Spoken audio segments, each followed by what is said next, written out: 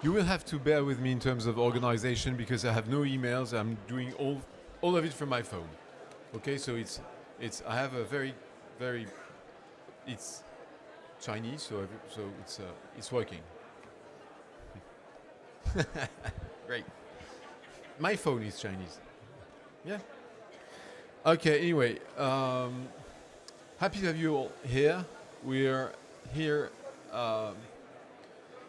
to discuss and showcase the what is happening in the buildings breakthrough. I know that it might not be easy to understand the global architecture of our historical cooperation on buildings. It is a it is it is coherent and it's historical. So the things are not going exactly the same way, but I'm going to explain you. We have the architecture, global architecture of the thing. We have this global ABC, which is the platform, the overall platform, the umbrella organization that embraces all the partners. It is a common platform for all the stakeholders and partners of the value chain of the building's value chain. Everybody meets there, work together, and discuss how to go further. Because we think that this was the very initial thoughts that at COP21 that architect needs providers, providers need engineers, engineers need financiers, financiers needs insurance, insurance need developers. I mean, everybody needs to work together. And so the question is, how do you, in such a complex sector, how do you develop mutual trust? How do you, one is needing another, and also investments are huge. If we want to get to decarbonize the building sector, it is huge investment to be made. So this way has to be paved by governments, but also by all the value chain to be sure that the providers will have their materials used by the prescriptors and etc. So this was the first idea of the global ABC, and also to leverage, to take this question of building at the right, give this building question the right importance within the climate process, because this was really before COP21 the elephant in the room. Nobody was really mentioning it, even if it's a large part, as you hear, it's a large part of GHG emissions. It's hugely, the sector is hugely exposed to climate change. Second thing happened, the buildings breakthrough. This came from an initiative to re-dynamize in some way, to choose some front runners around a very narrow and precise objective with priority actions. We'll get back to this because it's the purpose of the session. And on top of all this, on top or beside this, there is a political engagement, ministerial engagement from governments. That is the Déclaration Chaillot that was set up at the last Global Forum on Buildings, the first and last Global Forum on Buildings and Climate that happened in Paris in March 2024. We adopted a declaration with 64 plus governments, and this global political engagement is on common principle, expressing common preoccupations. Interesting to have a look, because this will be paving the way for the next years. So we come here to the buildings breakthrough. The buildings breakthrough is something that is working on very precise priority actions with a limited number of governments engaged and supported by global initiatives. I think I'm setting the scene here enough to pass to something else. So within this session, we will have a discussion, and I'm moderating this part of the session that is, where are we on those priority actions? So I want to thank very much the different speakers here that will all say where they are on those priority actions. But first, I want to give the floor to Kennedy Mateka, who is from the Kenyan government, who is, since this morning, the Troika leading the Declaration de Chaillot and the ICBC we've set up this morning. So please, Kennedy, the floor is yours. Do you need, I don't know how it works. I'm supposed to.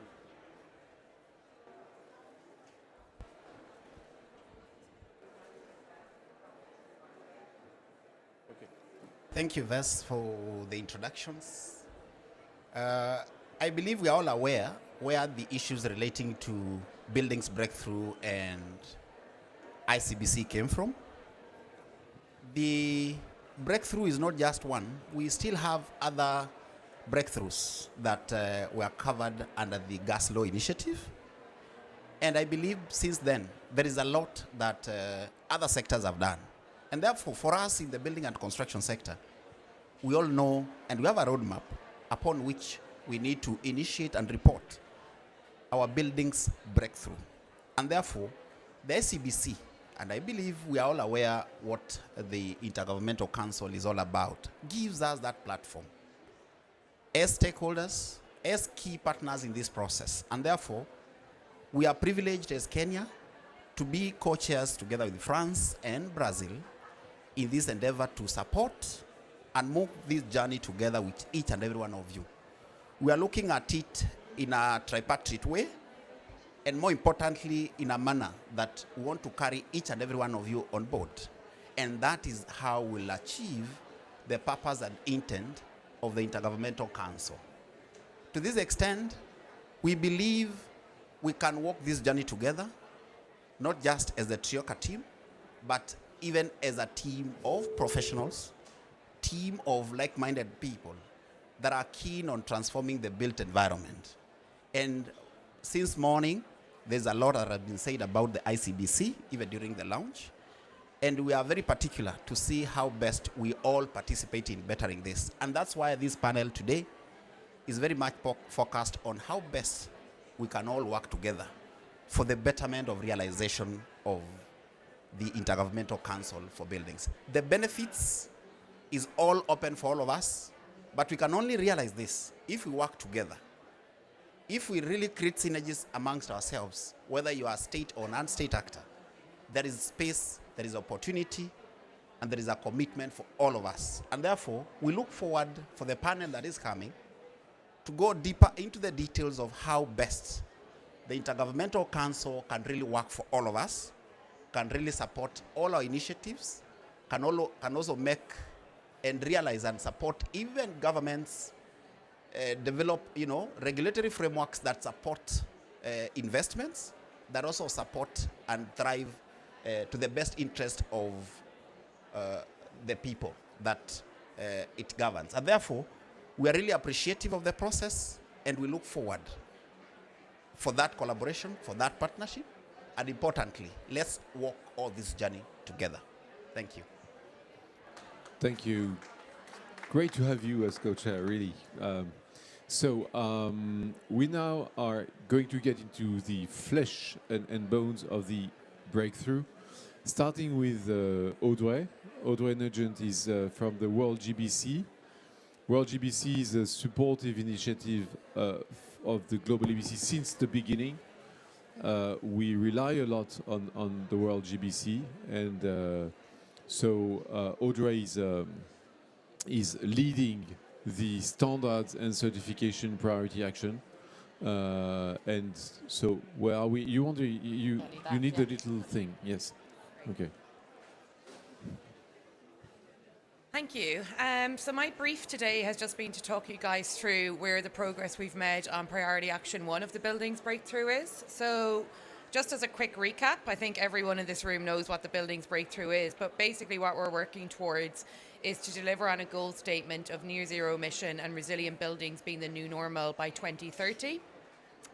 And there's 5 priority actions, and I think we're going to hear from all of the leads of those priority actions over the course of the afternoon, and then discuss how we can facilitate collaboration to deliver on those, across them. But I was struck by, Yves Laurent's point about the fact that we need to work together, and what we've learned from the role that we've had in, being asked to lead on priority action 1 alongside colleagues at Global ABC is that actually everyone in this industry wants to work together. And I think that's really, really encouraging, because we've all had these discussions over the last however many days we're on now about that need for collaboration. And what I've seen in practice is there's a huge amount of interest in the buildings breakthrough, and in particular on Priority Action 1. So, yeah, as Eve Loren said, we're going to be going into a little bit more of the kind of weeds on the details and just explaining, what does Priority Action 1 look like, who's involved, and what are the milestones that we're working towards.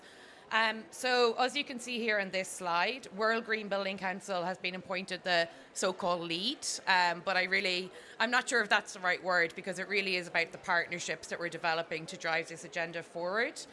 Supporting that role as lead are the global ABC hubs or action groups. And as you can see, there's quite a few groups who are involved in that. So we've got the Materials Hub, the Adaptation Hub, the Data Hub, the Market Transformation Hub, Passive Cooling Action Group, and the Sufficiency Action Group.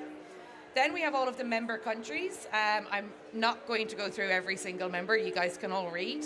And then we have many supporting partners, and many of those supporting partners are here in this room today. So I've been really encouraged with the amount of interest and passion there is to actually get this work moving forward when it comes to standards and certification.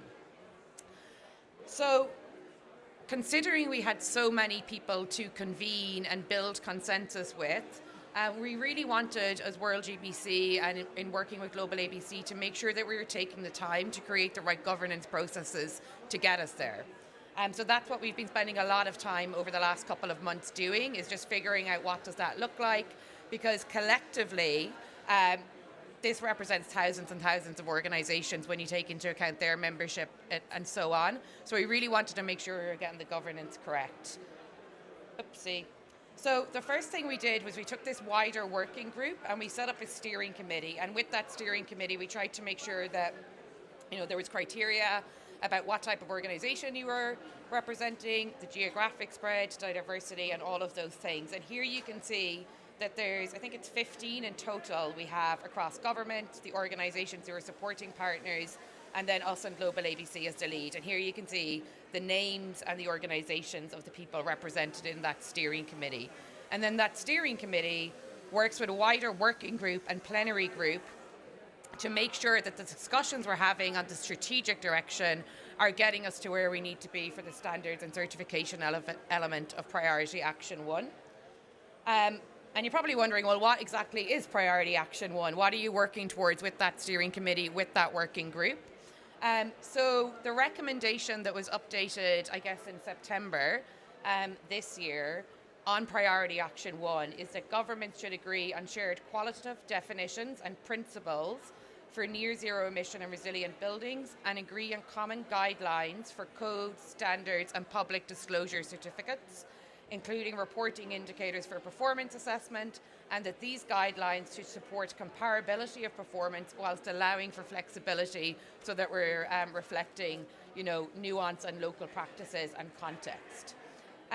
So as a working group, so that wider working group that you saw on the first slide with all of the members and the countries, we've been, agreeing on, well, how do we respond to that? What is our priority action going to be to deliver on that recommendation? So this is what it's going to be. So this is what we will be working towards over the course of the next year. So what we're going to do is to facilitate and build consensus amongst countries on these qualitative definitions and principles across the entire life cycle, and also looking at what the related indicators are, as well as guidelines to help measure and enable transparency, comparability, and accountability, and consult on these with a huge amount of stakeholders over the course of 2025. So yeah, as you can see here, we'll be the consultation with the wider stakeholder community on what the components of a qualitative definition are. So for example, preliminary kind of discussions, which I'll go into a bit, like energy efficiency, upfront emissions, whole life carbon, those are all components that could feed into a qualitative definition. And how is the weighting of that looking across different sort of ecosystems and localities? And then by COP30, have developed that definition based on those components, then engage in the development of what we are calling building level principles. So we've agreed the qualitative definition, we know what the components are, what is a building level principle that's needed to get us there. So for example, the principle of energy efficiency first, whatever it may be, that is to be consulted on with this wider group. And then we want to, once we've delivered that, we want to supplement that with more foundational and policy principles that will support us, ensuring that there's kind of guidelines to governments that we can work towards. And that will obviously be critically important next year as we're looking at that NDC cycle. And really what we're being guided by is an overarching goal that we're providing useful and actionable best practice to national governments that's taking into account existing standards, and it's aligned with the goals of the Paris Agreement. And that's what we're all collectively working towards. So we've broken this down into steps because when you're collaborating with such a wide network and building consensus, I think it's important to give that clarity and set out the milestones ahead of time and see what we're working towards. So step one, which we foresee, we've started that work, is about agreeing on what that definition looks like. And that will bring us up hopefully to January 2025. And within each step, there's a period for consultation. So that will be consultation with governments. It will be consultation, as World GBC with our networks, if you're another organization who's involved in it. And we will also, I think, open that out to really bring in everyone into the conversation so that you can feed in your feedback as we develop that.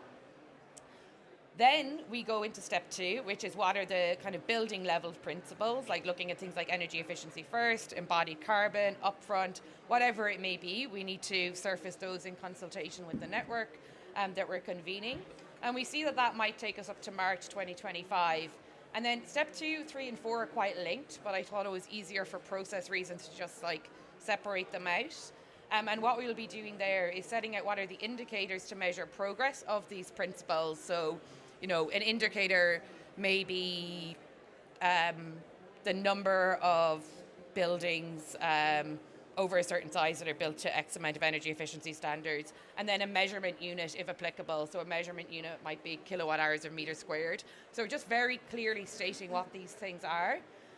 So that there is, a very clear understanding of what we're talking about. And then what are the different measurement frameworks that exist and enable you to measure that? So, I don't want to be, there's lots of different standards that exist, and we would hope that we'll be able to signpost to those different standards that exist across different constituencies. And we would hope that that brings us up to May 2025 so that we have those building level principles. We've mapped out where you're able to, take that forward in different jurisdictions, and then work together to start defining fundamental and more policy recommendations to deliver such buildings. And like I say, for each step, there's going to be a consultation period. So it actually could end up being perhaps 3 sort of mini outputs with an overall output by COP30. And we need to think about the really good political milestones where we can leverage this next year. And there's already some good ideas that I've been getting from discussions that we've had. So what have we actually been doing? Because, there's a long time to get to the governance and agree all of that. So we've set up, like I said, a wider working group, a plenary group, which is essentially open to all organizations who are interested in participating in this, because we really want to make sure that the right people are getting access to these conversations. And here you can see some of the conversations we've had online in the Miro boards, looking at, okay, well, what do we mean by energy efficiency? What do we mean by embodied carbon? What do we think a qualitative definition looks like for emissions and also resilience? And that's really important. And I think it would be really good to bring in more conversations on resilience into this. We've got a terms of reference that sets out that general plan that I've just shared, just so we're all agreed on where we're moving towards. And now we're kind of kicking off that technical research phase. So members of the steering committee and in hopefully a couple of weeks, the plenary group working together on moving forward different aspects of what that looks like. And having that methodology and timeline and roles and responsibility clarified so that people know at what point in 2025 should they be participating, and if they want to, potentially leading on some of this work. So, I've already said this. What we're on now is step 1, and that's going to bring us up to January, hopefully not beyond that. So what are the building blocks for what a near zero emission and resilient building is? We've done some classification of where we see there's high consensus within the steering committee on what that is, where there's some consensus and where there needs to be some further discussion on maybe some trickier elements, but some nice kind of commonalities that we're drawing out of that exercise. And we also have some preliminary definition of like the building blocks, like the energy efficiency, the resilience, the efficiency, and just mapping out what they look like so that we're all agreed. So I think it's in the last month that we've been able to make a lot of that progress. So that's quite encouraging, and I think really important now to be, having this conversation with the rest of you guys, particularly those of you leading on the other actions, to just make sure that we're getting those kind of synergies across the different priority action groups. And that is my last slide. Am I? It's okay. Yeah. Well, thank you, Audrey. This is an impressive work, and really, we are happy to be able to count on you for that. And that you've been doing an incredible work, and I think this should be saluted. I don't know. Anyway, acknowledged. Yeah? Okay. Now, for the demand creation priority action, we have Jorge Laguna Celis, who's online, if I'm not mistaken. Can we have? Okay. So I'm just Here a I second. am. I'm taking because I'm supposed to be the slide person here. Okay. So I know how it works because we see you, and I guess when I push the button, we don't see you anymore. So maybe you tell me when you want me to put your slides on. We will find out. And well, first, let me just say a few words to really appreciate and to thank, as I was hearing our dear friend Kennedy from Kenya speaking about the intergovernmental engagement that it is taking place at COP29, and also hearing you, my dear friend, about which steps have been taken with regards to setting up a troika, formalizing and strengthening the intergovernmental component engagement and leadership of the Buildings Breakthrough and the Chaillot Declaration.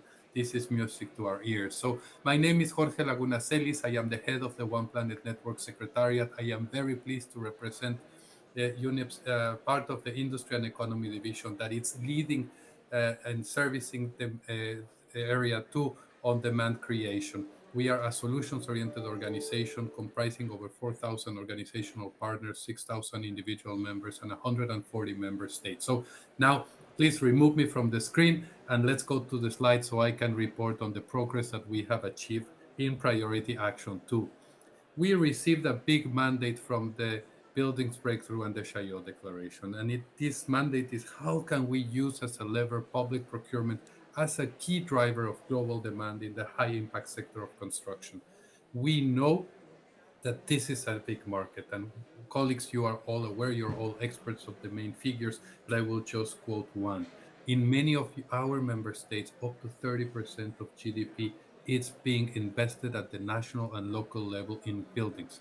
And we know that we cannot achieve our climate objectives if we don't think, change, act, and inspire others on the way we build, on the way we deconstruct, and on the materials that we are using. And this is what we have taken as a challenge, using public procurement as that lever of demand, as that creator of innovation. Let's move to the next slide so that I can provide a big of an update on what we have done.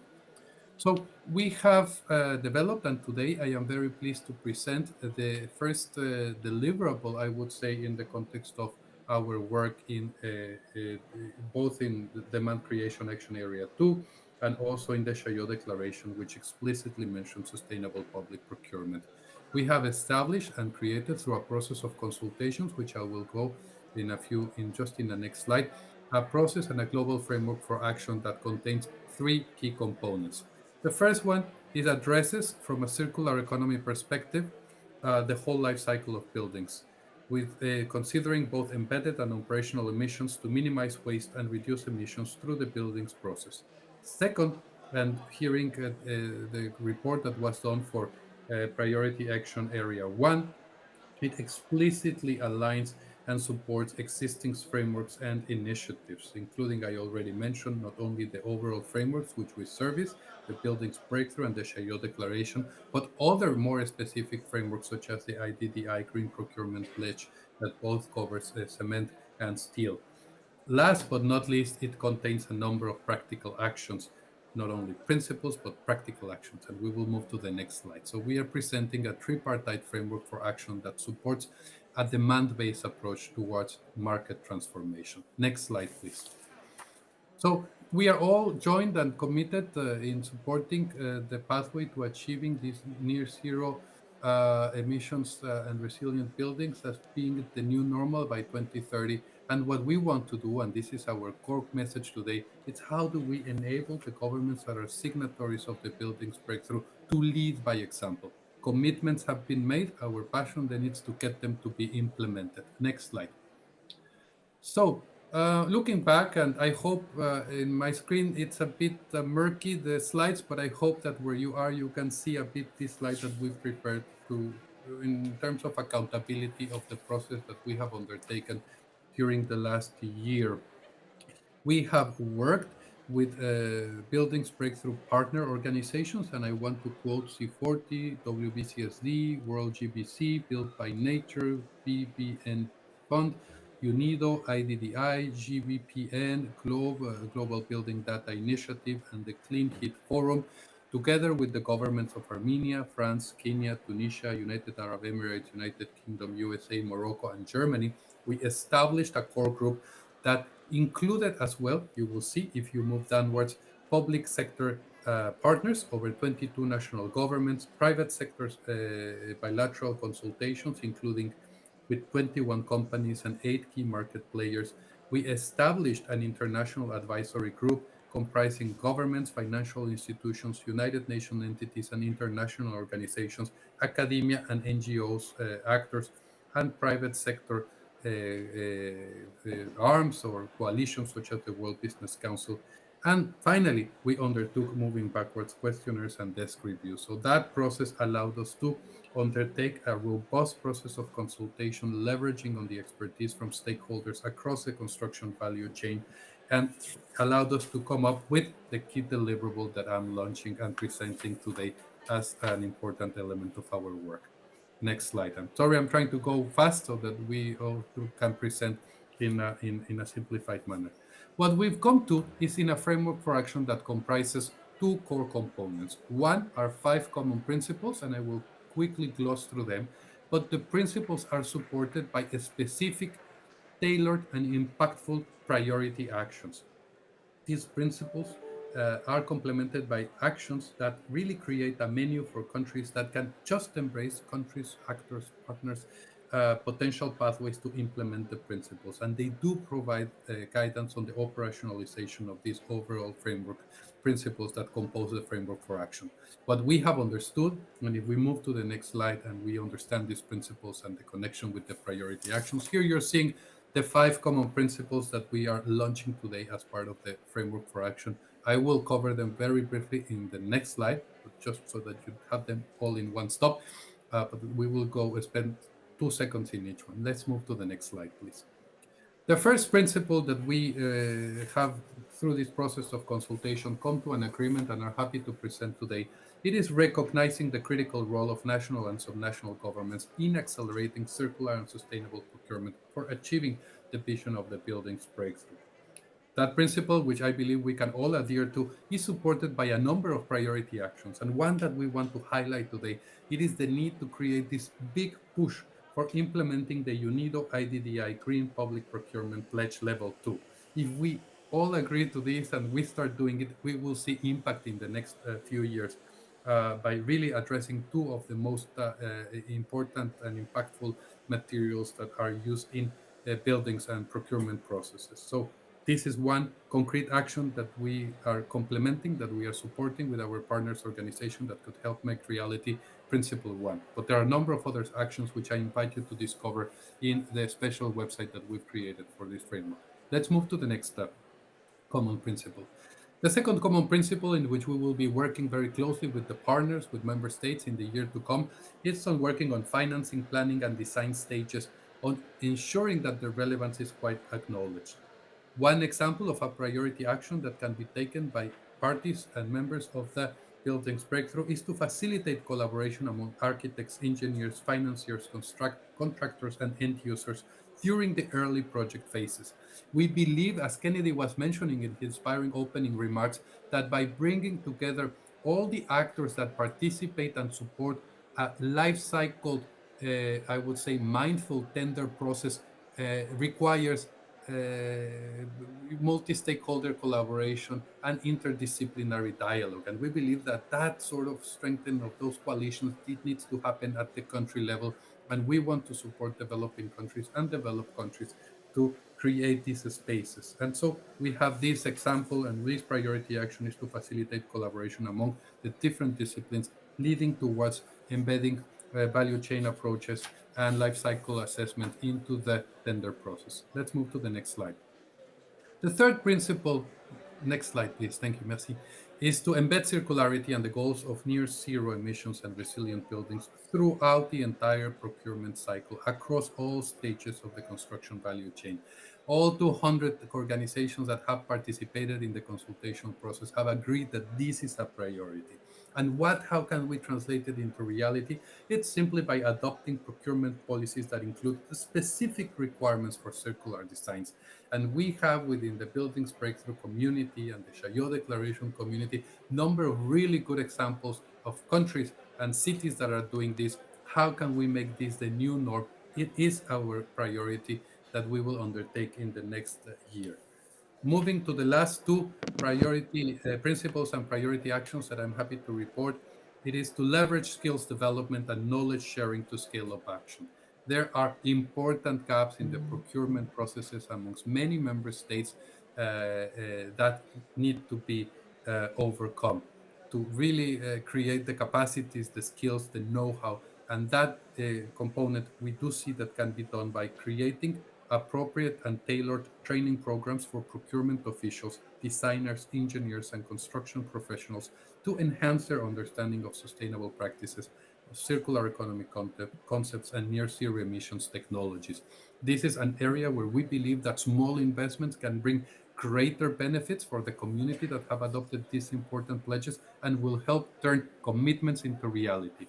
The last overarching principle and priority action that we want to highlight today as a result of our work on behalf of demand of Action Area 2 is to address all environmental impacts, including pollution and effects on nature, so as to ensure that what we do on climate does not affect our efforts on biodiversity or on pollution.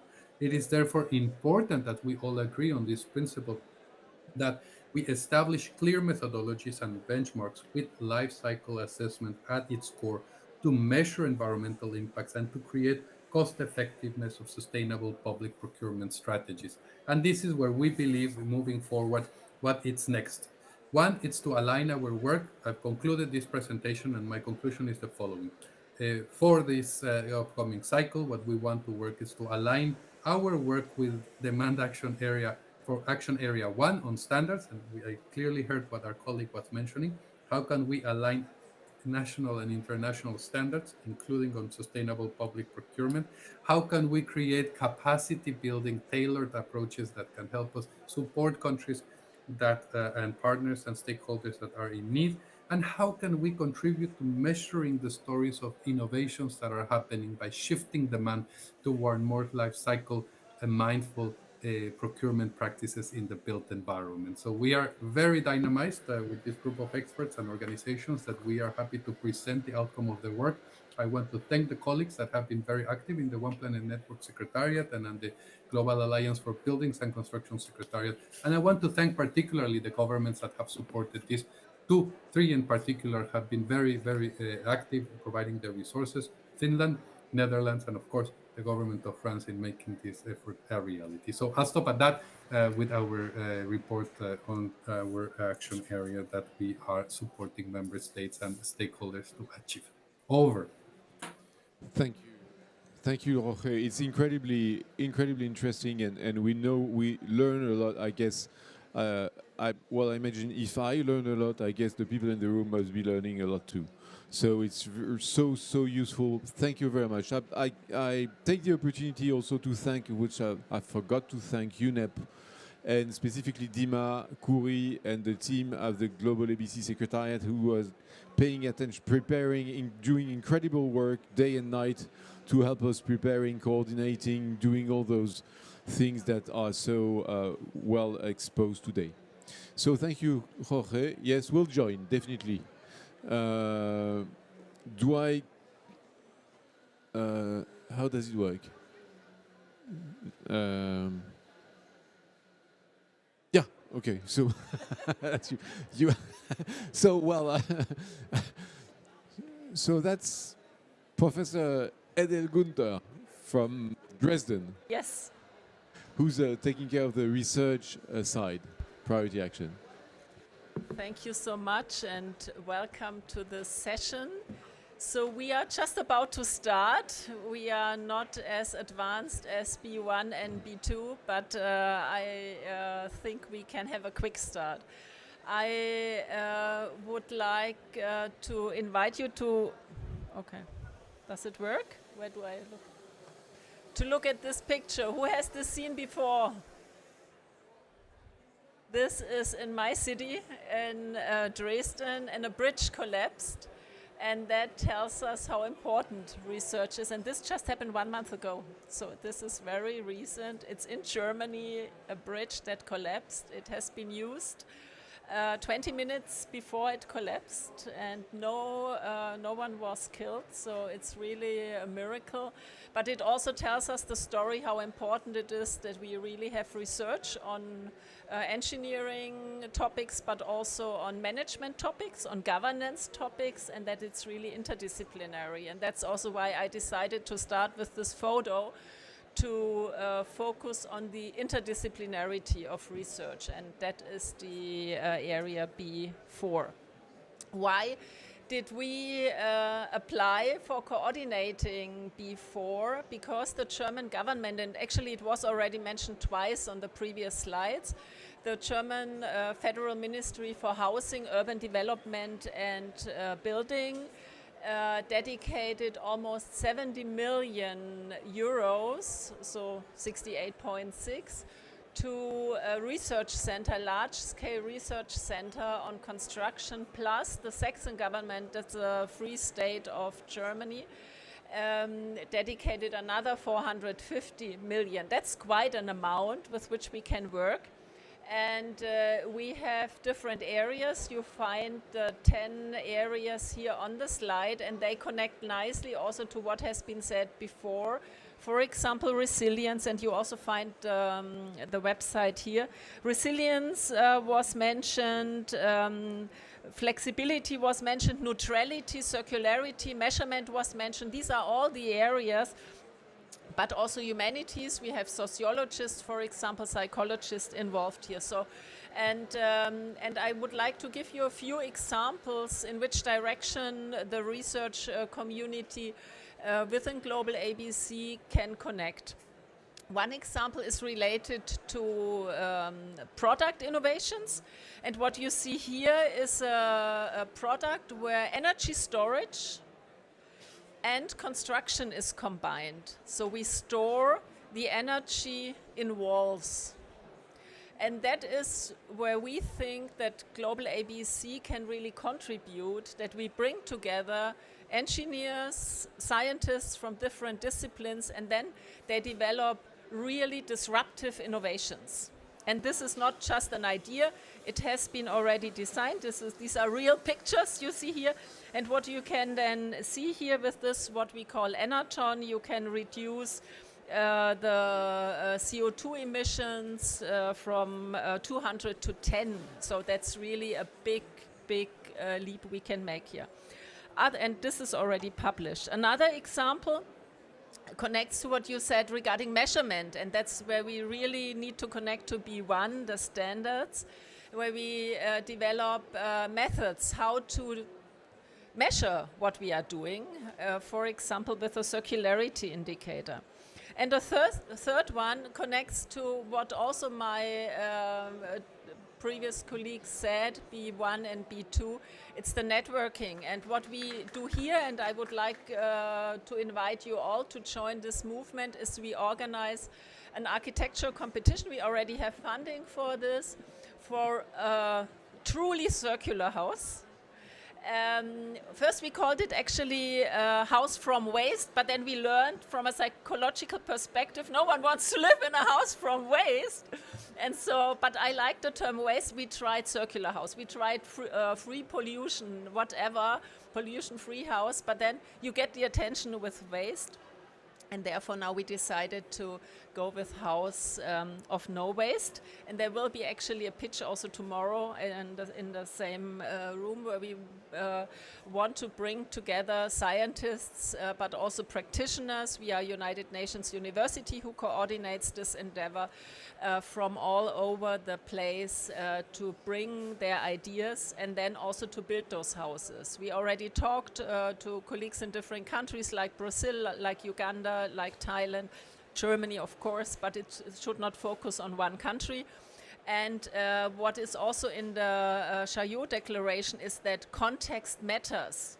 That means it's not a one-size-fits-all solution, and we develop something and then we build it everywhere. But waste is the secondary materials are very diverse in different countries, and we have to work with them. So these are just 3 directions: engineering, collaboration, methodological advancements, and then also innovations in terms of networking and competitions. So what are we doing? What are our priority actions? Coordinate with companies and governments to identify research priorities, and that is actually where also we as United Nations University said we are the right institution to coordinate that, because we also do basic research, but we mainly follow this idea of impact from the outset, so that we identify topics together with the private sector, together with governments, and then do a backcasting basically, and then develop solutions. We so identify research priorities and then work on them.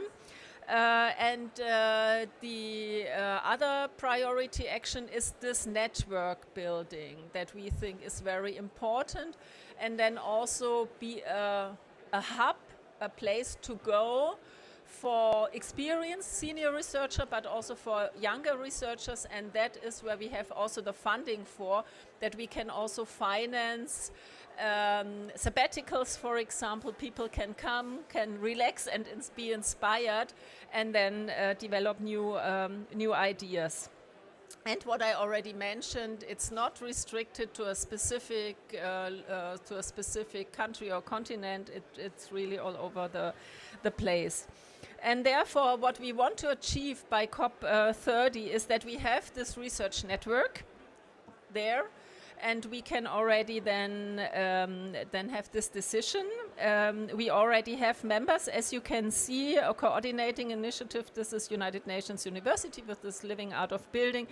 We have World GBC, we have the cities, we have the Global Building Data Initiative, so different topics. And what was also very important to me as a professor, that we connect also with education, because we are convinced that we really need to start in the training, in education, because otherwise people are trained very in silo thinking, and then all of a sudden they learn, oh, there is something like global ABC, and then they have to connect the dots themselves. You see also the countries. There are overlaps with the other countries that were already mentioned, and I think it's quite a good number to start with, not too many, not too few. And I would like to invite you all who is not yet part of this to reach out to us also after this session.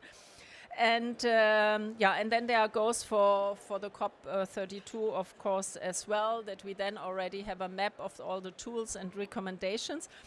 And if you all have your calendar ready, there will be an event next year in April in Dresden, where the focus is the future of resources for the future, where we bring together all those potential network participants, and then hopefully already can map the way forward. So we are currently also incubating the idea how to make this a pre-COP event, that it's then really also something where we then can have the next step, and we are also very much interested in connecting to B1 to B2 to all the others, because that's what I think is really crucial, what we think what is crucial, to connect scientists with the rest of the world. Thank you very much. Thank you very much. Impressive. Well, we will see what comes out, and we're very eager to participate also. Thank you very much. We need to, I'm sorry, we need to accelerate a little bit if we want to be able to have Q and R. So, Elliot, you are online, are you?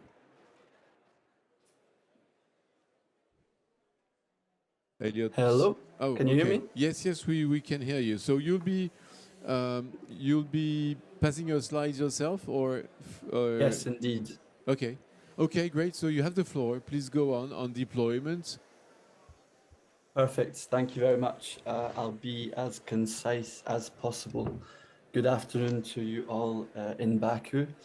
My name is Elliot. I'm leading the work on deployment, representing the Solar Impulse Foundation. For those of you that might not be aware of the foundation, we're a non-profit working to accelerate the adoption of solutions. How do we do that? We identify solutions that protect the environment and that are bankable, that are economically viable. We certify them through independent experts, and then we work to accelerate them on three axes, working directly with adopters, public and private, working to support with their access to finance, so working with investors, and also working with policymakers, so helping them make more informed policy-making decisions, understanding what's on the market and what is at scale today.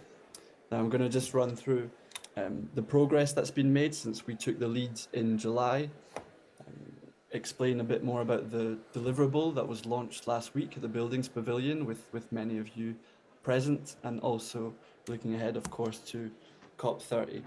So just as a reminder of who is part of Priority Action B4, because it's been a great collaborative effort so far. We have these 12 member countries, which you can see listed, the member NGOs, and also some private sector stakeholders that have been invited to contribute to the conversation and the exchanges. Now, in summary, what progress has been made? We've had 3 virtual workshops in the short space of time since we took the lead in July. You can see these in yellow, orange, and blue. So the first workshop was focusing on challenges, on how will we frame the work that we do collectively. So in this session, we presented the life cycle framework, which we consolidated as a group. We then prioritized subsectors, which informed the subsequent sessions that we had. The second session focused on the enabling environment. So this really got the countries involved. What are policies, financial instruments, programs, etc., that are accommodating, that are facilitating the successful deployment of solutions in the sector.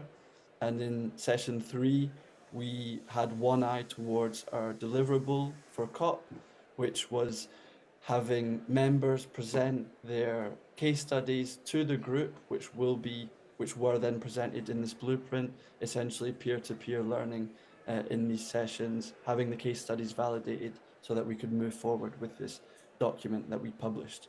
Across these workshops, we've had 32 use cases presented so far by members. We've had fantastic contributions from NGOs and from countries. I've had the pleasure of exchanging bilaterally with many of them. So it's been a great collaborative effort, and I hope we continue in that sense.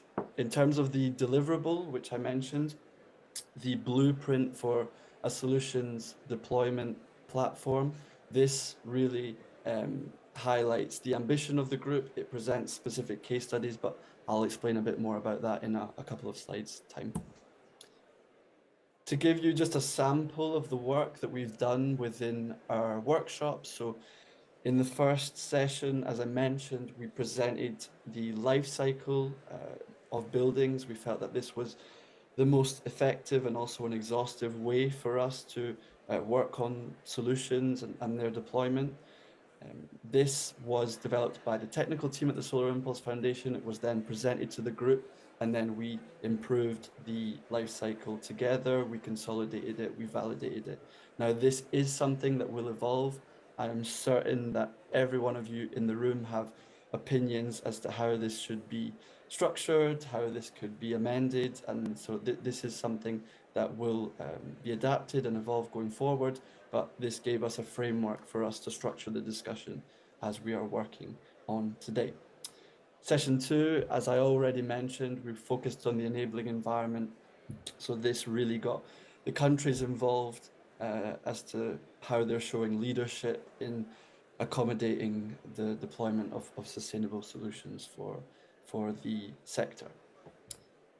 Now, all of this work informs the deliverable that was presented and launched at COP with Global ABC, with UNEP, and with the members of B4 last week. So in summary, it presents 21 case studies across 15 countries. The idea is really to build confidence and build trust in solutions that are being successfully deployed in multiple contexts. There are two forms of case study. One is really focusing on a solution being deployed in a specific context. Another is the enabling environment and examples from that. So, for example, it's countries providing examples of policies and really highlighting that within the document. It is structured around 3 subsectors, which we prioritized in session 1 based on the life cycle document, based on the life cycle framework rather. When I say prioritize, it was to give us points of focus for our subsequent workshops. It's not prioritized in the sense of our wider work going forward. This is something that we will indeed do. Now, I really invite you to read this document. I'll share the QR code at the end of the session, but we do welcome your feedback. To give you a sample of what the case studies look like, so there are many of these within the document. Here are a couple of examples from the HVAC section. I won't go into too much depth on them, but just so that you see what the template was for each of these contributions from the members. So explaining a bit about the story, so what was Elliot, the actual implementation I- itself. Elliot, excuse- I'm not solution sure that spotlights people can explaining- see this. Can you read on the screen? Yes, No, I don't know. absolutely. But the participants. Can you read on the screen? It's okay for you. No. Yeah, people in the room have trouble reading the slides because it appears very small on the screen. It's Yes, not a question because absolutely. there's lots of information. So maybe So maybe only the- read the very front line so that we can follow up.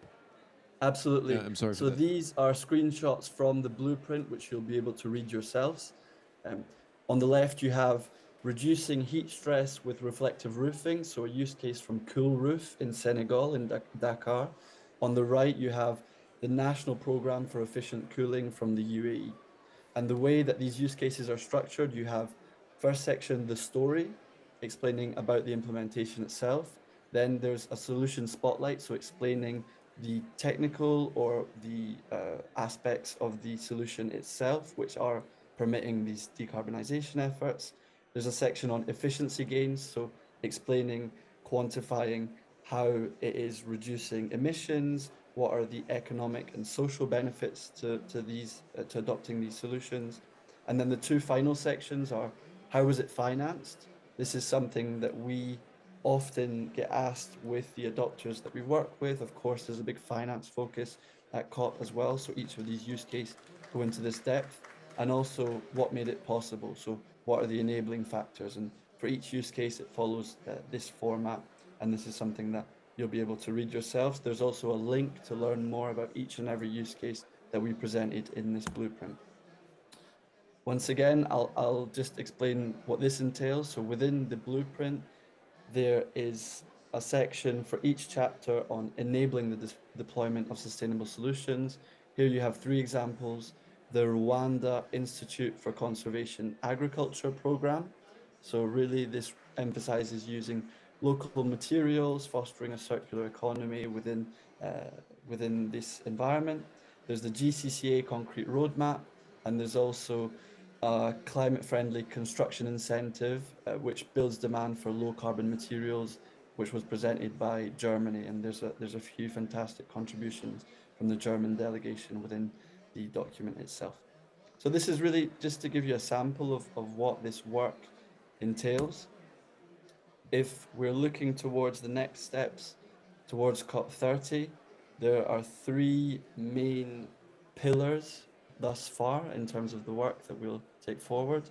Firstly, we'll be prioritizing the challenges based on this life cycle framework, which we have built as a group and which we will consolidate further. This will be done through the large network of sector specialists, of experts within Global ABC. So they will select different subsectors that we will focus on. We can't focus on them all initially, so this will be based on their potential of impact, on their emissions and different stages of the life cycle. Secondly, we're going to build a catalogue of solutions. So this is something, if you'd like to get involved, please reach out. This will be a great collective effort, and the idea is to create a resource for countries within the buildings breakthrough and beyond that they can use in order to support their decarbonisation efforts. And finally, there's a big ambition within B4 on deployment to support pilot and demonstration projects within the member countries. So we will be sending out a survey, and it will ask questions like, are there solutions within the blueprint that they would like to take forward? Do they have examples of pilot projects in mind that we can work on collectively and as a group, and that we can support? So this is something that we will be mobilizing within the next few months.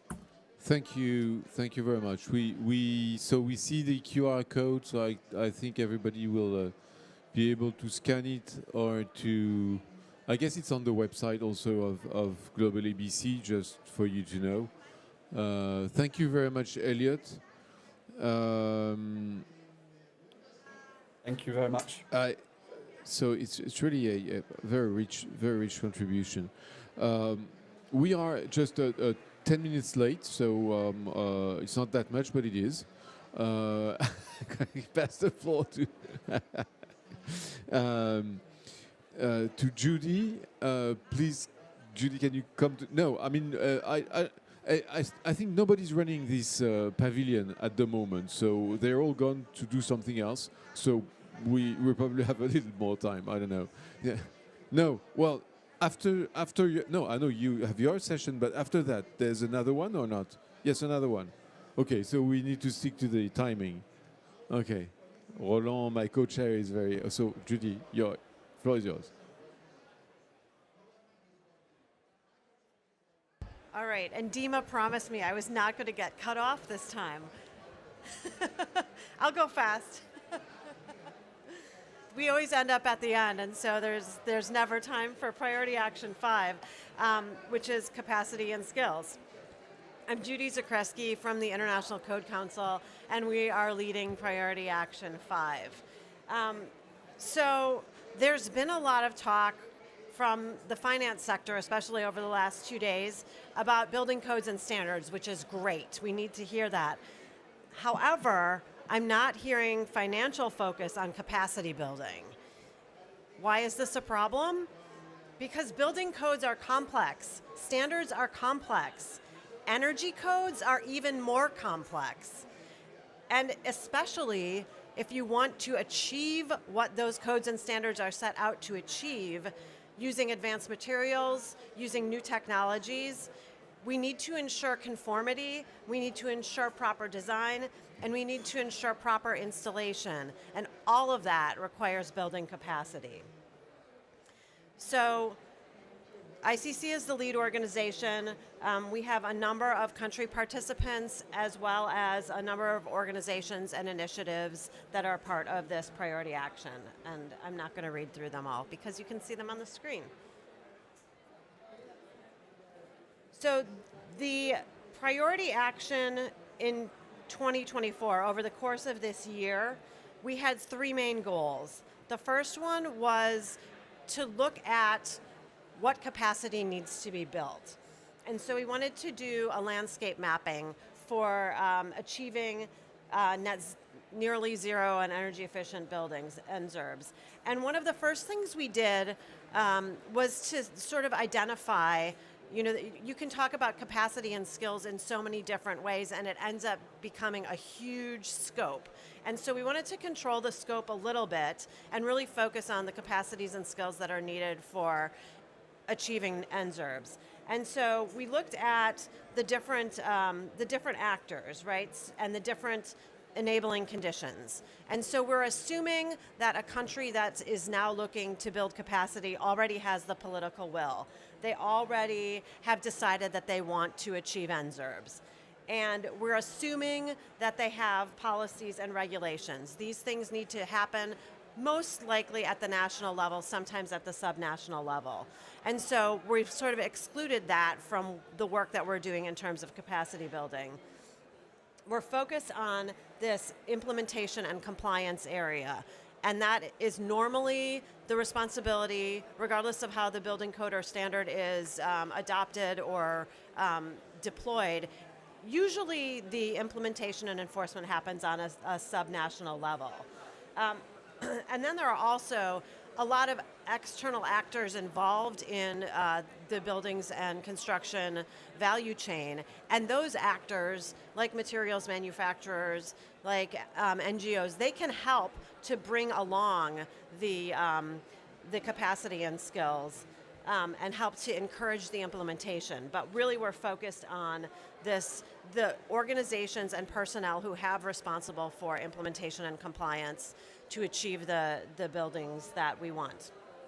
So we defined those areas of influence and opportunity, and then within that area, we started a very wide brainstorming in two areas. One of them is the personnel capacity building, and that's sort of where everyone's mind goes when you talk about capacity building. It's training, it's people, it's individual skills development, and that's really important. But there's a second side, and that is the institutional capacity building. That is tied to the, no, I thought I had a different slide in here. It's tied to the ICC initiative for the buildings breakthrough about capacity building for energy efficient and resilient building codes. And that looks at the institutional capacity building. It looks at having codes and standards as one important piece, but those codes and standards have to be right-sized. They have to be underpinned by standards. They have to, and the standards need to support products that need to be tested. The codes and standards need to be enforced by building departments of some sort, some entity to do a review of the plans, to do inspections. And then the people within those departments need to be trained, they need to be credentialed. We need to ensure that the people operating both in the institutions and as practitioners are competent. And so there's training and there's credentialing that's involved in both of those areas, but the institutional capacity has to do with what departments are needed, and there are in order to carry out the enforcement of building codes. So that's sort of where we are right now. We have an interim report that we created, and to be honest, there's a lot of information. It's still a pretty wide net that we've cast. There's a lot of information, a lot of skills that have been identified, both institutional capacity building skills and personnel capacity skills that are needed. The next step, and I'd like to encourage everyone who's in the room and online and watching this on record to please engage in this process. Because to be honest, the challenge that we've had in this working group is that it feels a bit like we're developing the priority action in a bit of a vacuum or an echo chamber. I would love to have more engagement from a broader group of stakeholders along the buildings and construction value chain. We want wider feedback. And so the interim report is available from the first QR code, and there's a feedback survey on the second that you can get to on the second QR code. So we're really encouraging people to please give us feedback. But bear in mind that we're trying to avoid scope creep, right? This is not about building financial capacity. That's the responsibility of a different priority action group. It's really about practitioner competency and the ability to enforce. It's not about procurement. We're leaving that to priority action number 2, and we can align later or sooner. But we want to keep this focused on what personnel skills and what institutional capacity is needed to effectively enforce and ensure compliance of NZERBs once we have the whole framework in place. And so, I guess I'll go back. So by this is kind of setting out the next slide. The idea is to get input, collect the feedback, and seek additional resources. And so what we have is we've identified the skills that are needed, and we're starting to identify resources that are available. And so again, if people in this room or online are aware of resources, training resources, institutional resources that you've seen work in other countries that your organization yourself offers, we're plugging those in. And what we're going to do next is to look at what resources are available, because there's not a global clearinghouse of capacity building resources. We're hoping to create that. Identify the priority areas, look at what's available, and then conduct a gap analysis. Where do we need tools for capacity building? And then issue a call to action to address those gap areas, and then create, hopefully this will require some financing, an online resource portal, because it will have to be hosted by someone and designed for easy access by the global community. And so that basically outlines everything. I'm not going to have to go through that again, and that's it. I'll turn it over to Omid. That's it. That's Omid. It's not it. That's it? It's Omid. That's Omid. That's all for me. No, really, I'm impressed. I mean, all this. I mean, the buildings breakthrough has been launched at last COP. It's a year of work, and it's incredible this work that has been done since last year. And really, I'm amazed. I can't say anything else. Well, Omid, that's challenging for you. So please, for finance and investments, everybody's waiting on finance and investment, and you only have a few minutes. 3 minutes to solve the problem of the planet. Excellent. Excellent. Thank you, everyone. Lovely to be here. Great to see so many familiar faces. My name is Omid Saberi. I co-lead this priority action with AstraZeneca from Program for Energy Efficiency in Buildings. I'm from IFC, International Finance Corporation. So the key, we know always that there are different pieces of puzzle, but one of the pieces of puzzle is finance. And if the finance doesn't work, all the other pieces may not work. Finance is kind of bloodline of development, and if the bloodline doesn't work, other pieces may not work. One of the things that we have been trying to bring into this process is to make the process easy and understandable for financial institutions. Financial institutions, normally, they come last. Never financial institution leads programs. When we talk to any bank in any countries, guess what's their first answer? When we tell them, why don't you finance green buildings? And their first answer is very simple. Where is the pipeline? Show me the buildings, I will finance them. Right? So it becomes a bit of chicken and egg. We need to show the pipeline for them to come to the game. At the same time, if there is no finance, then the pipeline doesn't get created, right? So what we have trying to do under the Finance Hub with Global ABC, we are trying to support and bring the banks together. We have an event in this early December in Paris, actually. I hope to see you there in Paris as well, Yves Laurent, that we want to bring all the banks together to talk about how to define green buildings, how to define resilient buildings. And you may laugh at this. You say, everyone knows what it means, but actually, if you go to 5 banks and ask them, everyone gives you a different definition. And the definitions can range from saying that as long as the building has some energy efficiency elements, it's fine, to other one that says if the building is not truly zero carbon, it doesn't count, right? So you have a wide range of definitions. The other thing is that we have around 55 members. We are looking for members. If you are not a member, come and join us and let's work together.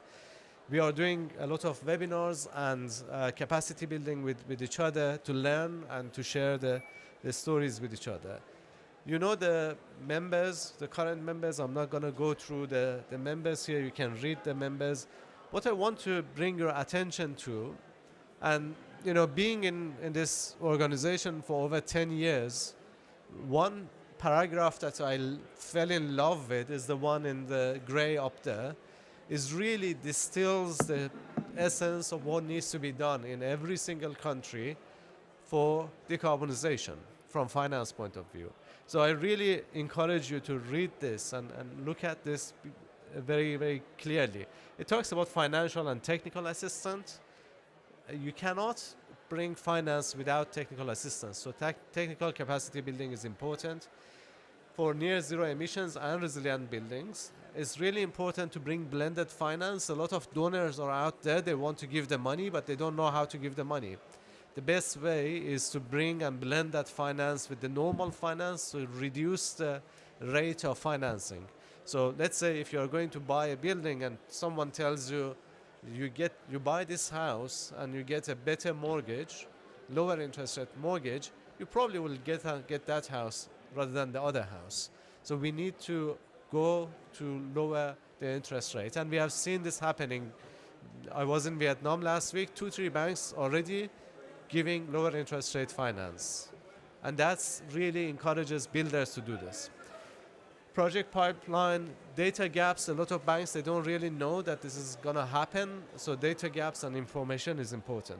So what we want to do between now and next year, next year is number one, work on the data gaps, or analyze our current financial risk in normal building and a resilient and low carbon building, so that we can translate to the language of the banking and CFOs, right? If you go to a CFO and say, please be green, they're like, no. But if you tell them that if you do this, valuation of your asset goes up, the risk of your asset goes down by this percentage, they will then listen to you, right? So we need to translate this to the language of finance. And the other point is, how are we going to map existing piece of work, right? We have started doing this 2 years ago. We did some work, but I think we need to continue mapping this work because not every country needs to start from ground zero. A lot of work, good work has been done. So we can build on those work that is already done. We also need to work around the roadmaps for decarbonization and resilience. Actually, today it was announced that Azerbaijan just published their draft roadmap for decarbonization and resilience, financing decarbonization and resilience. We need to do this for every single country, and these roadmaps will be different from country to country. But these roadmaps are not 200-page blah, blah, blahs. It can be 10 pages, 5 pages of exact actions need to be taken by exact organizations in a very short term so that we can move the needle. And finally, in that roadmap, we need to say who does what, right? What is the role of central bank? What is the role of Ministry of Finance, Ministry of Construction, and others? I'm going to stop here. We are having this continuous work. If you are working in this field, please come and join us and help us to push this agenda forward. Thank you so much, and looking forward to coordination. Thank you very much, and thank you for the work that AFC is doing. AFC with PIB, with the AFD, we have a very positive financing global group of people working on that, and that's of course key for everybody. But lots of discussions. So we've been consuming the Q&R time, but I see that most of the people in the room are also aware, and that we also maybe have time after the session to discuss informally if there are some questions. So I would ask if there is really one burning question that cannot wait for the end of the session. Otherwise, I would pass the floor to my excellent colleague, Roland Hunziker from the WBCSD, who is also co-chairing the WBCSD, and expressed a preoccupation on how this is all coordinating, how this is all working together, because as you know, this is flourishing flourishing initiative, as you can see. Lots of things going on, and so please, Roland, take the floor, and I'm going back to and you have the little slide thing. Yeah, yeah. Okay, so I'm giving you the Perfect. map also.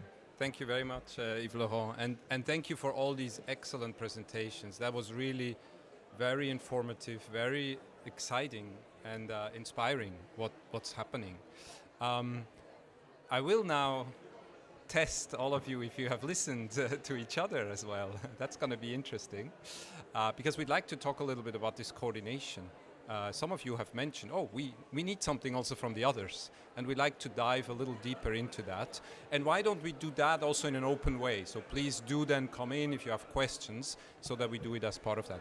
Before I ask you to come back up on stage, Dima had prepared a couple slides for me just to set the scene.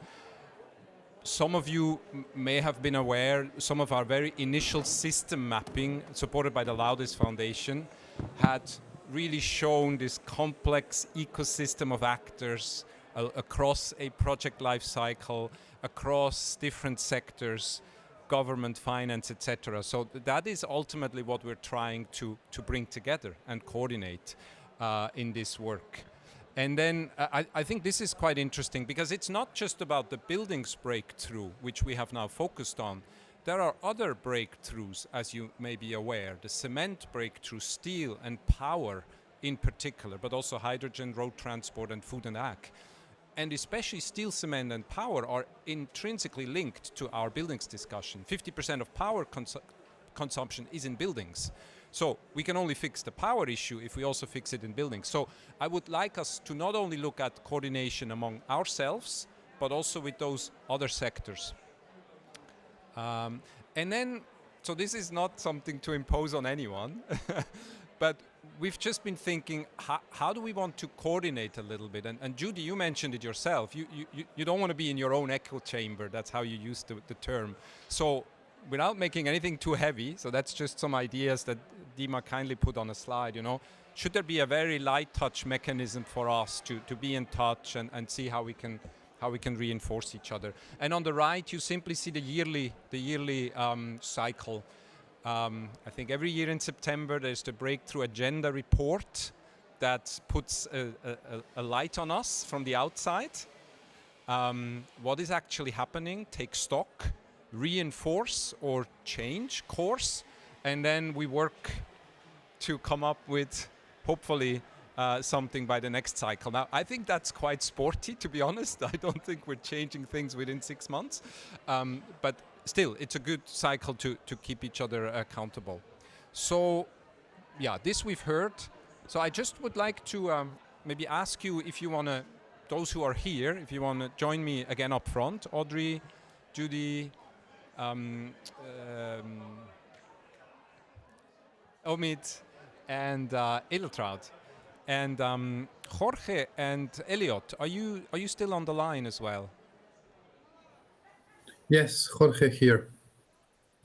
Wonderful. Yes, indeed. Great, and we can even see you. You're very big on the screen. So our panelists are going a little bit to the side. And again, please, from the audience side, do not hesitate. We have mics that we can send around. I would like to maybe just start with a simple question. Well, they're always simple to ask.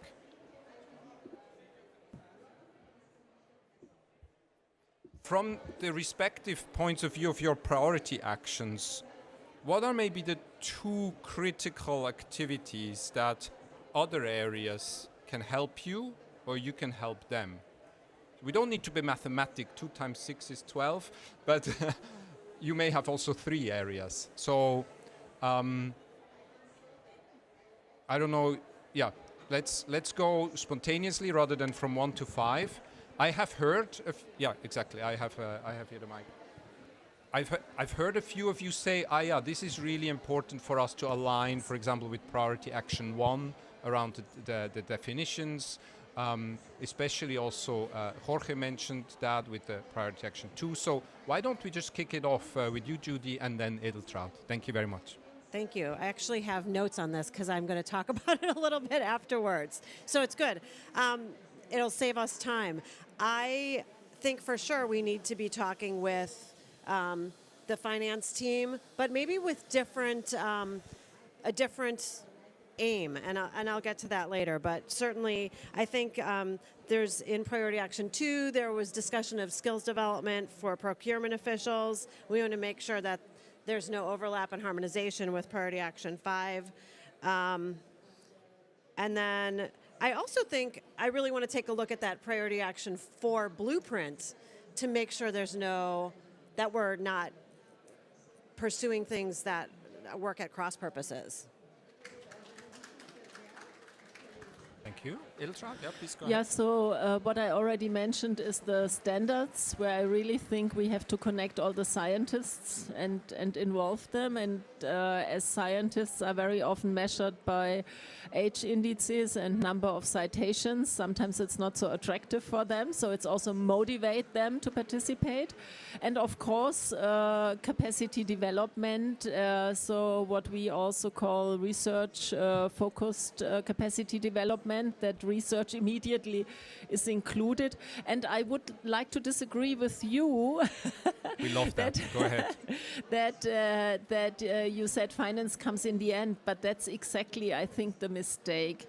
When we argue and say impact from the outset, we define impact in the beginning, and then of course we also need to integrate the finance perspective. And just to give one example here, that we are all aware of this investor-user dilemma. If there's not sufficient budget from the outset, then the user has to carry the costs, and or there's no maintenance, as I had this photo of the bridge. So I really think finance must come first. I'm a business researcher, so I'm biased, but still I'm very convinced that this is very important. Hold your breath, Omid. Audrey first. Yeah, I think from our perspective, and I think all of us actually, we've all obviously been working quite hard over the last year to figure out, what are we doing, how are we going to do it, and I think now is maybe a good time to take a little bit of a pause and just hear and understand a little bit more deeply what every other priority action is leading on, because, if we are, as Priority Action 1, seeking to set out these principles to get us to near zero emission and resilient buildings, and there's kind of component parts of that, we need to make sure that we're feeding that in properly into the other priority actions, because what I really want to make sure is that the time we're all investing in this is useful. So I think that point that you made earlier, Roland, about maybe having those meetings would be really helpful to understand and create a kind of convergent point for us to speak to each other, to make sure that we're talking to each other. So I think it's kind of a collective call for all of us to figure out what we've all been talking about for the last while. Well, and your definitions that you're coming up with by January, Omid's team's going to be talking about in December. Yeah. Right? So we need to make sure we're coordinating. We will discuss them still in February as well, so don't worry. But I a bit simplistically, I also think Priority Action 1 is fundamental for others to be aligned with, whether that is 2 on public procurement, and I love that toolkit that Jorge has presented, but it clearly also outlined that there needs to be that alignment, and you mentioned it on the finance as well. Maybe you can elaborate a little bit on that, Omid. Yeah, I guess in principle, none of this can exist without other, right? We can't do finance without having standards and definitions. That's number one. We really need demand creation for us to be able to bring the financing. And thank you for disagreeing with me. I like your disagreement. I mentioned one of the elements that we wanted to do, bring evidence, and research brings evidence. right? We need the research to bring evidence and data to support financial institutions and support our business case. Obviously, deployment and capacity building. Capacity building is critical across the value chain. And one of the key elements that are normally missed in financial institutions is that we assume financial institutions, they know what they are doing in this field, and they don't, right? So those are the areas that we really need to bring this together. May I make a suggestion? So maybe we can agree that we formally have a consolidation phase in between, because I really think that it's very important, and that we also give this feedback to the Secretariat, that we should walk together and not alone. And if some of us is fast, then we have to pause and wait for the others, or speed up the others. Maybe that could be an idea, call it also really formally consolidation process, maybe not a phase, a continuous consolidation process, maybe. I'm just thinking aloud of the right wording. I'm glad to hear that you think that could be useful. Just want to make sure online, I cannot see you, Jorge. And Yes, so if you want I'm happy to. I'm happy just to echo what our colleagues have mentioned. Perhaps the two areas where we do see a strong synergy that needs to be built. It's one, we all agree that there are important skills and capacity gaps, and the way we deploy these, particularly in countries that are expressing this demand, should be coherent. And therefore, as we support procurement officials, we should also support other constituencies and actors. So maybe there's something to discuss there with our friends and partners in the UNU leading area 4, but also with our partners leading area 5. And so I do agree with the sort of touch point suggestion that has been made, so as to ensure that our reporting and our impact is more coherent. I do also believe that we have to bring in finance to a more clearer angle, because if we don't have bankable projects, then it's very difficult to create demand and ensure that governments invest in projects, because whichever infrastructure project that is being built and financed, particularly in developing countries, there is a component of private finance that is absolutely required. So building that pipeline, building that case is also a key area. So I take a lot of homework myself and the wonderful team that has been supporting this in terms of coordination and synergies that we'd like to build, and we support the idea of the light touch coordination and coherent building. Over. Excellent, thank you. Thanks, Jorge. Yeah, maybe Elliot, just go to ahead. rebound on that, the main one for us would be to centralize a use case library.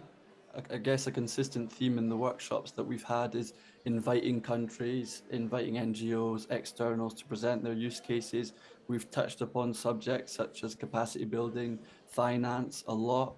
So I think if we could recycle those in the work that you're doing, and likewise when you're doing your webinars, if we can find somewhere to recycle these use cases, to have these points of contact, because there is quite a lot of work that goes into that coordination, and if we can mutualize that and work together in that sense, and that would allow us to be more efficient and more effective in that work. Great, thank you. Edeltraud. Yeah, building on what Elliot says, I think we could even go beyond a library of use cases and also agree on a library of finance mechanisms, of knowledge tools, whatever, e-learning courses. So research, agreed knowledge. So like a vault for everything, a library for use cases, for research, for capacity training, finance knowledge, standards, of course. Standards, I think libraries are already quite well organized. Not really, at least I work with them every day, so maybe for me, but yeah, okay. But so limit, I mean, yeah. maybe the standards library that you're working with is focused on EU standards, right, or ISO standards. So I fully not agree. Really I like fully a agree. global, Fully agree. Yeah. Fully agree. Thank you. So that's something we also could agree on. And that's, I think, what the Priority Action 5 had sort of in mind as the final deliverable, but it would be great to have that kind of buildings breakthrough clearinghouse available. I mean, what a valuable resource to the countries that sign on is this this resource library of everything. I like the term resource library. Just go with that It's one. very academic. Exactly. I'm a professor. And I'm just thinking, Judy, but then I want to open up as well. But your capacity building area is a huge one, because you've mentioned capacity building for many different professionals in the business, but also in governments and regulators. But also, Omid, you've mentioned you can't bring finance without technical assistance. So how do we get our head around that? It should be number one, actually. There should not be a hierarchy, but yeah. Yeah, It should not be there, the last one, the fifth, and we always forget it. Well, I'm trying to let us not forget it. But I do think we need, I really do want everyone's input, and including the people who are working across the other priority areas, because we need to prioritize which skills are most important, where the gaps are. But I think there's a lot of resources out there. But we also need to make sure we don't get into sort of scope creep. For sure. I think I really liked how you set it out. Let's prioritize and let's do something concrete. Are there questions? Just wanted to build on that point on. I will come to you. Oh, Please sorry. go ahead, Audrey. I think that point on scope keep is really important, because we have a very defined piece of work to do, and we need to make sure that we're not kind of letting it become all-encompassing, because there's a lot to do within the context of what we've already agreed, and we need to create that space to speak to each other. So I just think that's an important one to reiterate. Excellent. No, very important. Any questions? Yeah, I'm coming with a mic. May I take this? So I saw him first. I'll go first to Richard, and then I come to you, Christine.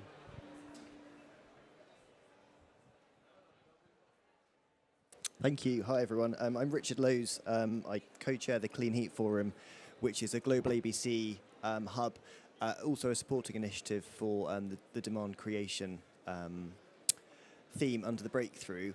I'm keen to get the panel's view on the focus of the breakthrough between new buildings and existing buildings, because a lot of work goes into materials and new builds. But when you look at the chart on the buildings breakthrough page in the report, it's those existing emissions that we've got to focus on. So because you're all here, it would be great to get the view from each of the themes about how that balance sits between new builds and existing. Thank you. Shall I start? Please, May I start?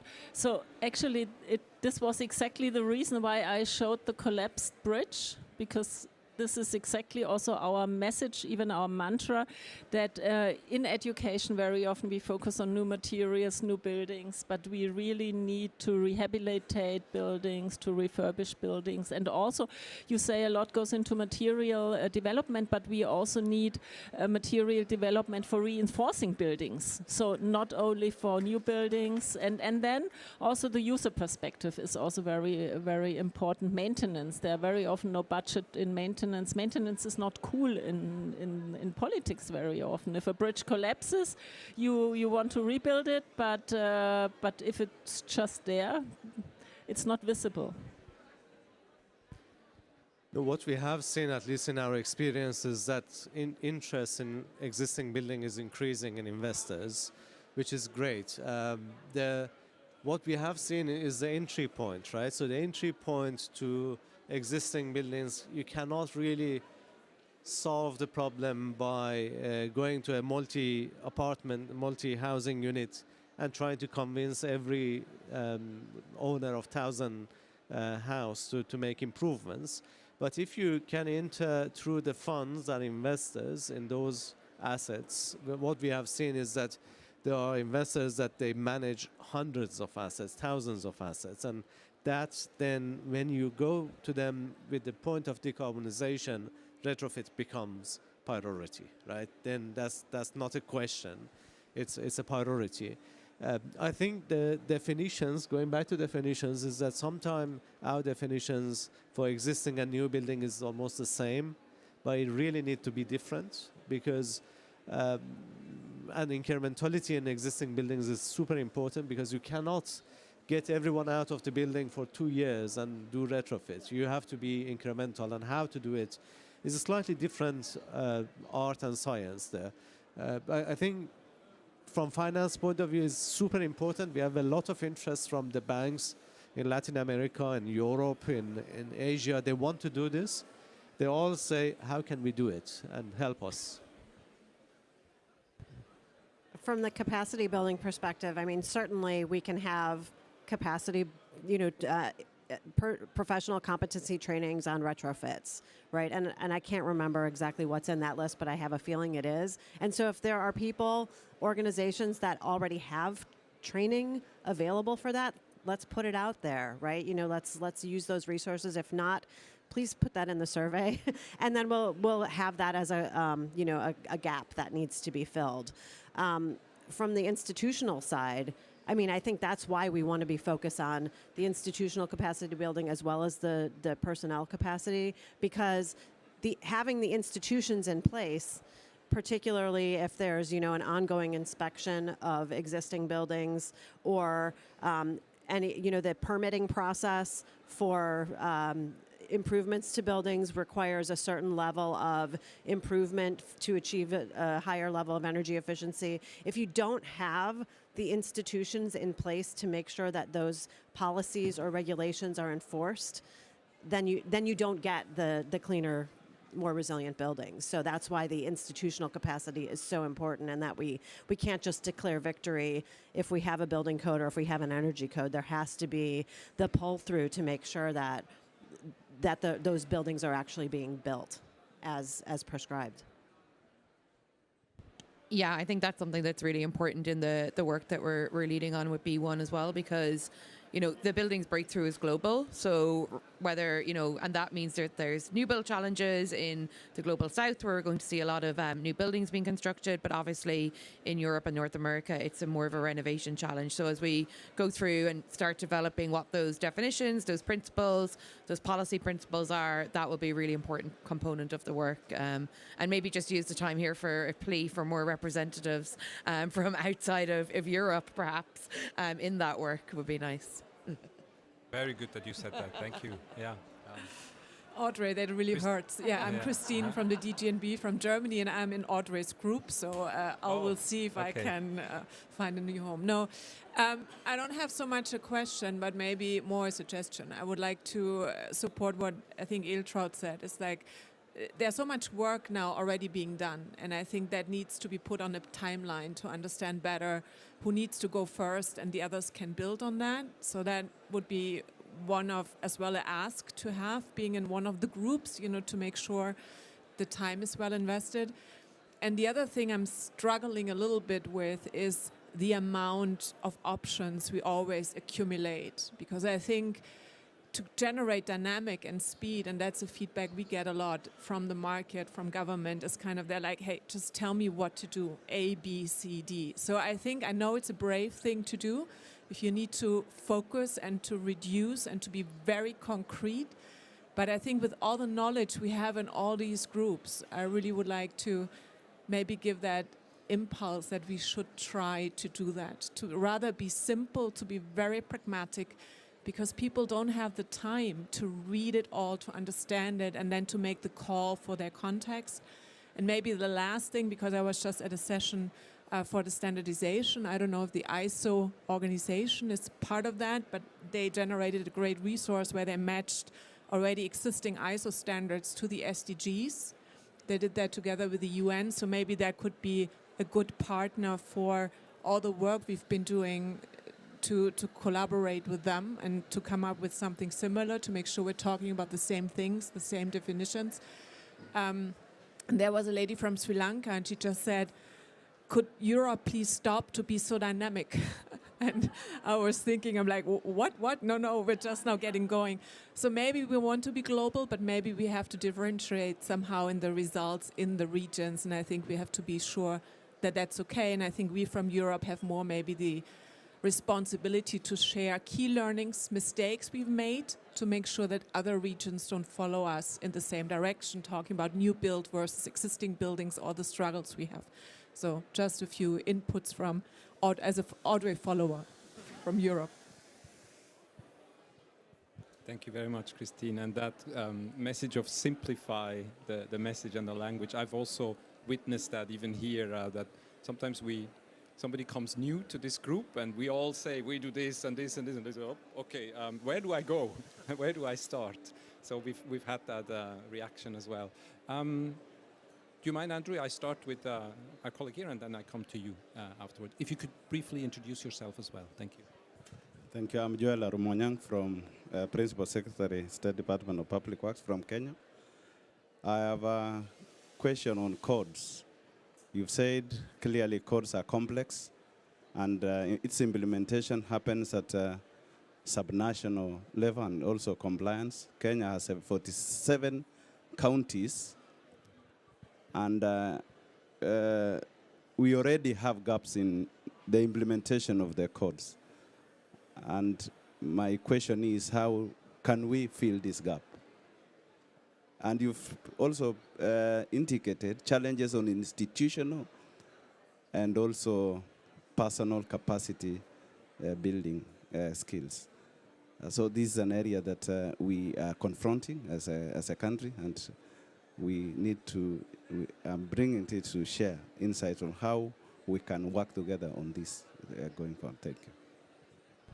You want to react directly? Absolutely. And actually, at the expense of messing with Dima's agenda, I'm going to use the answer that or use my remarks that I was going to share after to address that question, because I think it's a great question, and I think what we're seeing around the world as we're working with governments on building regulation is that there is this tendency to say, we have a code, we're done, right? And not think about, that the investment, the large investment often that it takes a government to develop a building regulation, it doesn't stop there. And that's maybe just the first piece of investment that needs to be made, because this compliance infrastructure is necessary. And it does need to be localized, because you can't have a central government in the capital city making sure that every building in, every city in the country is built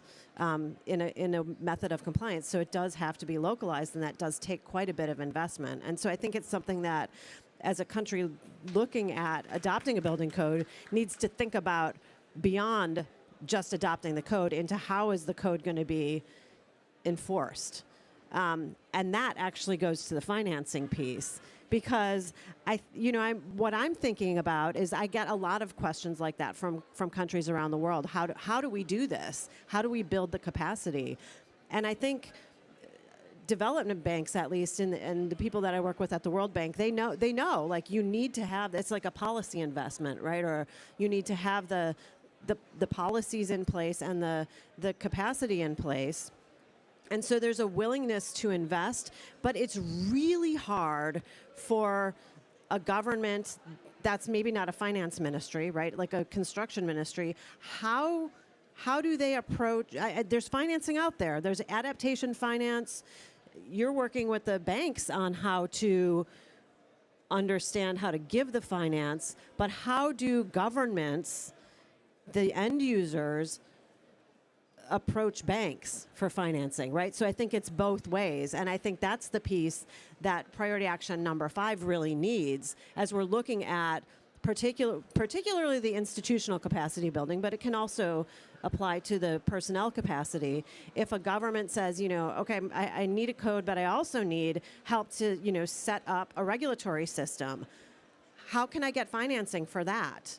And I've been asking development banks, financing institutions over the last couple of days here, and I haven't gotten a very satisfactory response. So I think that's something that, if we're tying that in the early stages of the buildings breakthrough work, maybe we can prepare the institutional capacity building in a way that is attractive or makes sense for banks. So I don't have an answer. It's a huge question, and one that I hope that we can be addressing through this coordination. Please, Omid, go ahead. Yeah. Right, so I'm going to change my hat from a banker to someone that works as an architect, right? So I think a lot of time we are the victims of perfection, right? What I mean by that is that because we want to be perfect, then we don't do good, right? So what I mean again by this is that we developed codes, green building codes for 10 countries. And the way that we developed this within IFC, we said, let's forget about all the things that one needs to do. What are the 5 most important things that needs to be done? And these 5 most important things are the lowest cost and giving the best results. And let's get those 5 things done. Because I give you an example. I used to work in a city and there was a code around 150 pages for insulation of the walls, okay? And if you read that code and try to understand it after many times, you understand that there's a calculation methodology. You go through the calculation methodology and it tells you that external wall needs to be insulated based on this climate, based on the building type, blah, blah, blah, by 2.8 centimeters of insulation, and the other wall needs to be 3.5 centimeter, and that one 4.6 centimeter. And when you give this to the contractor, they're like, in the market, there's only 50 millimeter insulation. There's no 3.6, 2.8, 4.6. I cannot buy this. I'm like, okay, just go buy 5 centimeter insulation. Then we said, why do you need to read 150 pages to go and buy 5 centimeter of insulation? Just let's change the code and say everyone put 5 centimeter of insulation. And believe it or not, within a year, a code that 30 years was in the shelf, within a year, everyone started implementing it because it was understandable, easy to understand. Yes, I need to buy 5 centimeter of insulation and put it on the wall. Fine. Rather than, that's what I'm saying, that perfection can be enemy of the good in that case. And so we need to make it simple, make it practical, and then focus on that practicality and delivery. If I just may build on what you said, what we always also recommend is a barrier analysis, and that's exactly what you now described, that we ask why is it not implemented, and then in this case it's too complex and it has to be simplified. Can also be other reasons. That would be an additional recommendation, barriers to be analyzed. Thank you. We have one more question, but please, Judy, go ahead. Just to circle close the circle on that. I think that this is one of the reasons why it's important to have right-sized codes and standards, right? It's not appropriate to take a code that's used in the United States, for instance, and, just adopt it in Kenya, right? The materials are not the same, the regulations are not the same, it's not the same level of development, there have to be other kinds of building typologies considered. So codes need to be right-sized, and that's why I think it's great how priority action number 1 is focused on general principles of the codes and standards. And so if the code is right-sized, it'll be easier to implement, but you still need to implement it. You still need the infrastructure to make sure that it's enforced. Thank you.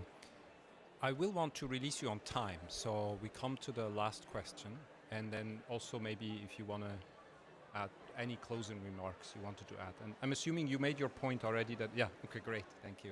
So please, Andrew. Andrew Mintz from the Global Cement and Concrete Association. Roland, I don't think you'll mind if I make a slight plug. So I guess I'm here for Cement Breakthrough. So we had a thing about Cement Breakthrough and thank you for making that link as well. Yeah. So we're here as part of that link. Happy to have a formalized link. And I guess it relates mostly to standards and certification. Audrey, we've absolutely supportive of whole life carbon, embodied and operational. We can't, we need to invest in the embodied for for glazing. Proper glazing might have higher embodied carbon, but it saves operational. So we can't divorce the two. But we recognize as an industry that we need to get our act together in cement and concrete. People have asked for low carbon definitions, how you procure low carbon cement and green cement. And I guess a slight unashamed plug, we launched them yesterday, global definitions for cement and concrete. So they're global definitions for cement and concrete that are based on IEA, developed with UNIDO, They're globally applicable. If your country has some particular aspects, you can adapt them for your country, and yet they still deliver an ABCD rating that's interoperable with other countries' ABC. So to pick up the final point of, good and perfection and usable, they are. They're a wheel that you should be looking at to adapt. Behind in the fine print, there is the rigor to make sure they're pretty close to perfect, but we haven't let perfection be the enemy of actually getting these out into the marketplace. So please be aware of that as we're working on the much bigger and more complex picture of buildings, that we've got a bit of an answer on the cement and concrete bit. That's great, thank you. I mean, they're so closely linked. As you say, we need to understand what those standards and performances are so we can require them, we can demand them, and really drive also the change in the concrete industry. Thank you so much for that. And we have the steel breakthrough, the power breakthrough. We can't go into all that, but if you have any suggestions, how do we also link up with those, please let us know. I'd like to give the opportunity also online, if you have any further remarks or comments, and I do take it as a heads up, let's find a way to coordinate going forward. Yeah, go ahead. Thank you. I'm happy to contribute. Yes, if I first I will start with the question on synergies, and as a conclusion, yes, we do agree, at least from our perspective, that we need to build synergies across the 5 action areas. But a synergy that's particularly critical for us, it's in cement, steel, and other innovative materials, and therefore that is why making our work compatible it's key. Second, I think we need to do, and this is my big take-home message, we need to do a big push, and we need support from developed countries in particular. It's not a lot, but it's cost-effective, a push to create the skills, particularly in those countries that are in the need of having these skills, both on the procurement, both on the interdisciplinary approaches, and as well as on the financing. And we believe that this we can create a good platform that supports countries in particular. I will stop with those 2 messages and saying that we're very motivated a year from now when we meet again in Brazil to bring ever more results, ever more impact and outcomes in the context of the buildings breakthrough and the implementation of the Chaillot Declaration. Over to colleagues. Thank you, Jorge. If you could. So as you already mentioned, coordination and consolidation mechanisms, I just would like to come back to the resource library. I really think that's something we should move forward with. Thank you. Noted. Yeah, Omid, no further? Great. Yeah, good. Elliot, any last comment from you? We're good? Excellent. Well, this is just a milestone, and I would really like to thank Dima Kuri as well. She's not here with us, but thank you, Dima, for where you have got us. I remember our conversation, like, so who is doing what, and how do we bring it all together? And here we are. We are all together. And I would like to hand over to Yves Laurent for just a few closing remarks, but just to maybe mark this moment today. I think it is a really important day. We had this high-level roundtable this morning on the ICBC, Intergovernmental Council for Buildings and Climate. We have 3 co-lead countries. Thank you, Brazil, Kenya, France, really taking this forward. We had many countries making statements there. I think we're getting to where we need to go, that the building sector is recognized. It has its place in NDCs. It has its place in these national decarbonization roadmaps. And we are all here to support that and to mutually work with each other. So I'm really encouraged by what I've seen and heard this week. Thank you very much. Yves Laurent, with that, I would like to ask you to close.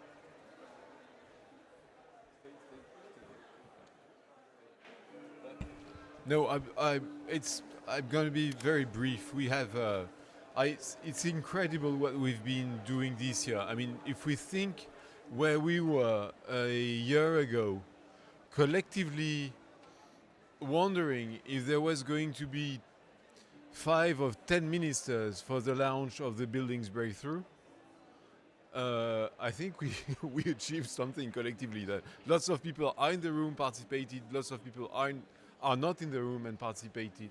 So I want to thank everybody for that. I want to thank in advance all our co-leading countries and co-leading partners for that. As for simplicity, we've been very simple for years. Now, I mean, it's just like being too rich, okay? So, but simplicity, it doesn't come without work. And if I'm coming back to the organization of the forum,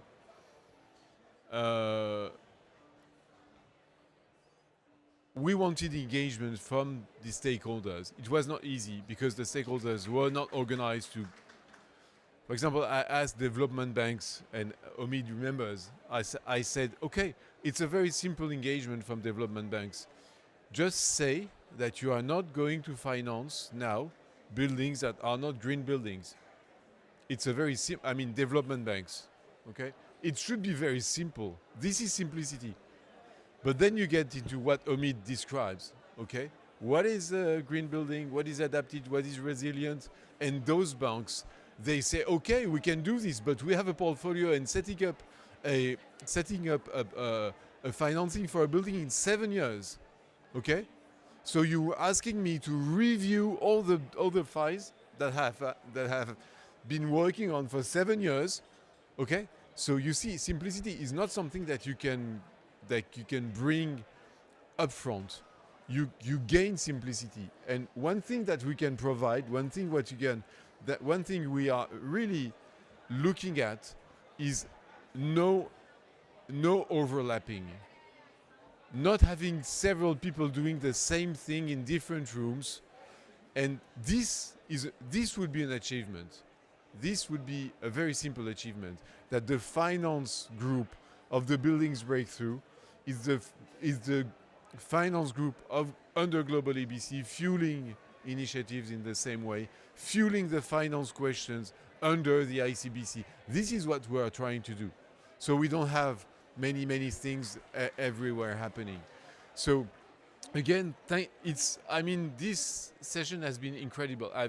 I'm amazed. I really am amazed. I'm going to go back to France tomorrow, really happy that I've seen all this and all this happening today. So thank you all, and thank you in the room also for the work that we will be continuing doing afterwards. So thank you. Thank you very much. And Malia did remind me that I should let you know it's not over. At 5 o'clock we have the last session of the day on urban planning and design solutions, and we'll be joined by the Executive Director of UN Habitat. So if you're interested, please stay with us. Starts at 5. Thank you very much.